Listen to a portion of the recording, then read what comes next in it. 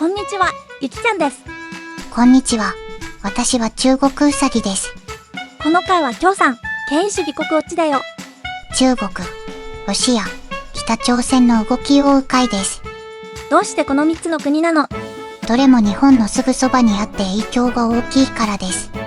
ただし番組の名前はまとめて呼んでいるだけなんです。ロシアは共産主義の国ではありません。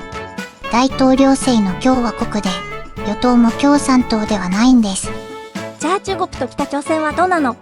中国は共産党、北朝鮮は朝鮮労働党が統治しています。今回は7月29日から8月12日までの話題です。これから起きる予定の話もあるんだよね。2週間先までの予定も合わせてお伝えします。それじゃあ始めよう。まずは日本の防衛白書の話だね。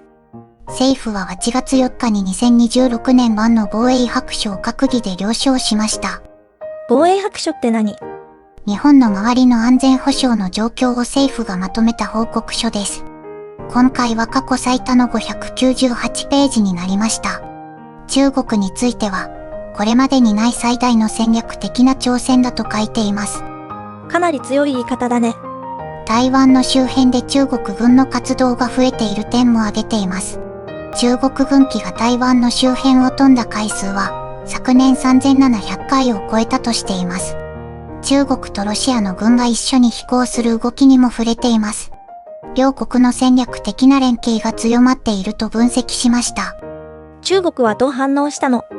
中国の外務省は翌5日に強い不満を表明したと発表しました。台湾について日本に移権する資格はない、とも述べています。これって私たちにどう関係するの？白書は日本の防衛政策の土台になる文書です。ここでの見立てが予算や部隊の配置に結びついていきます。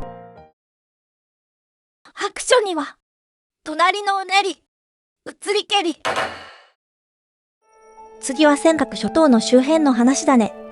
沖縄県の尖閣諸島の周辺で中国の船の航行が続いています。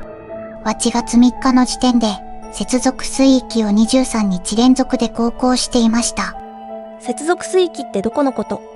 領海のすぐ外側にある帯状の海域のことです。領海ではないので入ること自体がすぐに違法になるわけではありません。ただ領海のすぐ手前に居続けるので緊張が高まります。どんな船が来ているの？中国海警局の船が4隻で機関砲のようなものを乗せていました。海上保安庁の巡視船が近づかないよう警告を続けています。7月23日には4隻が一時領海に入りました。日本の暮らしには何か関係があるの？まず地元の漁船が安心して漁をしにくくなります。海上保安庁の負担も重くなり、予算や人員の話につながります。波間には灰色の影、去らぬまま。次は日本の装備の話だね。海上自衛隊の護衛艦がトマホークの実射試験を行いました。日本時間の7月29日に太平洋上で実施されました。トマホークって何？アメリカが作った長い距離を飛ぶ巡航ミサイルです。低いところを飛んで遠くの目標を狙えます。護衛艦の鳥海がアメリカへ行き、米海軍の支援で撃ちました。初めてのことなんだね。海上自衛隊のイージス艦からは初めての実射です。これに北朝鮮が強く反発しました。朝鮮労働党のキム・ヨジョン氏が8月5日に談話を出しました。日本が戦争国家への変貌を加速させている、と述べています。かなりきつい言葉だね。3月に熊本県へ配備された地対艦の誘導弾も批判しました。私たちにはどう関係するの？長い距離を飛ぶ装備は反撃能力の柱とされています。配備先は九州や南西諸島が中心で、地元の議論にも直結します。夏の海、白木屋の跡、遠くキユ。北朝鮮のミサイルの話もあるんだよね。8月12日の朝、北朝鮮が弾道ミサイルを発射しました。午前5時59分頃、東岸付近から東へ撃たれたとされます。最高高度はおよそ90キロ、飛距離はおよそ690キロでした。日本の排他的経済水域の外に落ちたと推定されています。排他的経済水域って何？海岸からおよそ370キロまでの資源を使える海の範囲です。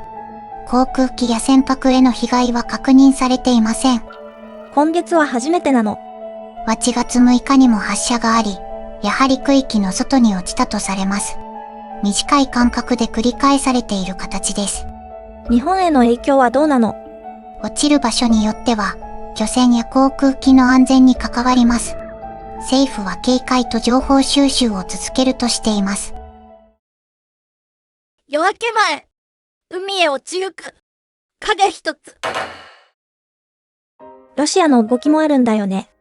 ロシアが北方領土の周辺の海域で軍事演習を通告しました。期間は8月5日から10日までとされていました。択捉島の北西からサハリンの南東部まで広い範囲が対象でした。日本政府はどうしたの？外交ルートで抗議しました。4島での軍備の強化は受け入れられないという立場です。北方領土ってどういう場所だっけ？択捉島、国後島、色丹島、はボマイ群島のことです。日本が返還を求めていて、今はロシアが実効支配しています。暮らしへの影響はあるの？周りの海は北海道の漁業にとって大事な漁場です。演習の海域には入れない間は、操業に影響が出ます。領土をめぐる話し合いの行方にも関わる動きです。潮の道、炎と聞く。両馬かな。ここからはこれからの予定だね。アメリカと韓国が大規模な合同演習を行います。8月17日から27日まで実施すると両軍が発表しました。発表があったのは8月10日です。どんな訓練をするの？無人機による攻撃への対処を想定した訓練が含まれます。衛星測位の妨害やサイバー攻撃への備えも行われます。北朝鮮はどう見ているの？これまでも北朝鮮は、この演習を挑発行為だと非難してきました。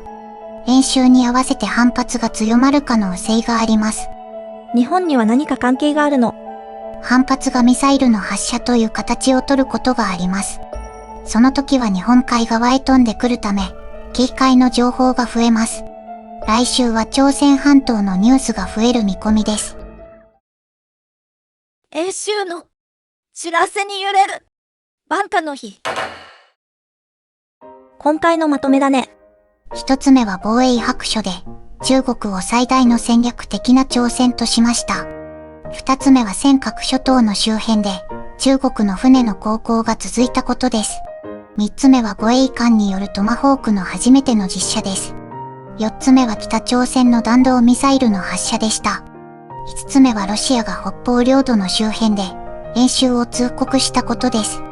六つ目は米韓の合同演習が17日から始まる予定です。どれも日本のすぐそばの話だね。海と空の安全に直接つながる動きばかりです。ただし政府や軍の動きとそこで暮らす人たちは別の話です。国ごと一括りにして決めつけないようにしたいですね。潮風に冬季知らせの混じりたり。今回は以上だよ。最後までご覧いただきありがとうございました。来週も近い国々の動きをお届けします。高評価とチャンネル登録も嬉しいです。せーの。バイバイ。バイバイ。